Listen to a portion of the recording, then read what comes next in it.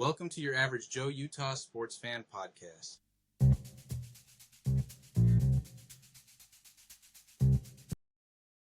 Welcome to your Average Joe Utah Sports Fan Podcast. I'm your host, Eric Lund. Today I'm going to talk about the big trade Utah Jazz made with the Memphis Grizzlies. All right, State of Utah sports fans, let's jump into this. A few years ago at a press conference, Danny Ainge infamously said, "We're going big game hunting." And then nothing happened. Utah Jazz fans waited and waited and waited, and still nothing happened. And yet they watched as other teams around the NBA went and got all these all-stars and high-level players, and the Jazz, still nothing. And Danny Ainge, in the meantime, he actually helped facilitate a lot of these trades to the other teams. And if he made any deals whatsoever, he was trading for picks and more picks, and he was stacking picks. Finally, the Jazz fans came to realize that as the Jazz were losing, the strategy was for the team to tank so that they could get the best selections they possibly could get during the NBA draft. So what happened during the course of all of this was that the fan base started to decline. The Utah Jazz used to be the hottest ticket in town. The Utah Jazz were the premier sports entertainment in all of Utah. That's not the case anymore. Back when it was Stockton, Malone, and Sloan, the Utah Jazz were going to the playoffs almost every year. All anybody wanted to talk about in the state of Utah was the Utah Jazz. They had the junior Jazz. Kids were pouring into the junior Jazz leagues. People were trying to get a ticket to the Delta Center, but you couldn't get a ticket. They were sold out, and trying to get somebody to sell you one of their tickets was nearly impossible. So there were watch parties. There were large gatherings at people's houses to watch the Jazz games. And then after that era, Jazz went through a little bit of a rocky patch, but then they brought in Donovan Mitchell and Rudy Gobert, and the party was back, and things were rocking again at the Delta Center. And then that kind of fizzled out when they got rid of Gobert and Spider. So the Jazz have been kind of rudderless these past few years. And so when Danny Ainge said, "Hey, we're going big game hunting," people believed that he was going to do that. And there's been disappointment. And now there's been apathy among the Utah Jazz fan base as nothing has happened. And you've seen little by little that there's less talk in the state of Utah about the Utah Jazz. There are fewer watch parties going on, and there's less excitement in general about the Utah Jazz. Even when you go to the Delta Center, there are fewer people showing up for these games. People are not so interested to watch the Jazz tank, losing these games on purpose. And it came as a shock to the system when finally Ainge pulled the trigger on a big trade. So this was the bell that was rung around Utah when the trade was announced that Utah actually went for an all-star coming out of the Memphis Grizzlies. So at the center of this trade was the two-time NBA all-star and former NBA Defensive Player of the Year, Jaren Jackson. He's 26 years old, which means he's young, which is exactly the type of player the Utah Jazz are looking for. And he has 3 years on his contract with a player option for another one.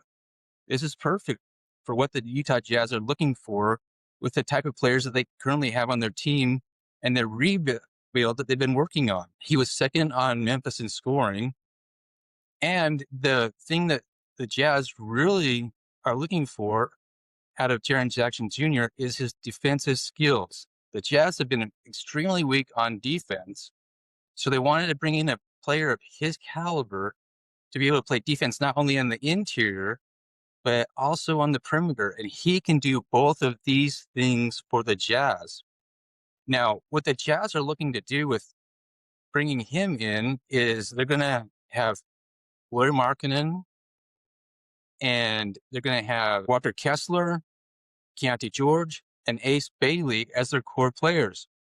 Now, when you look at their backcourt of Jaren Jackson Jr., Walker Kessler, Lauri Markkanen, they're going to have one of the biggest backcourts in the Western Conference.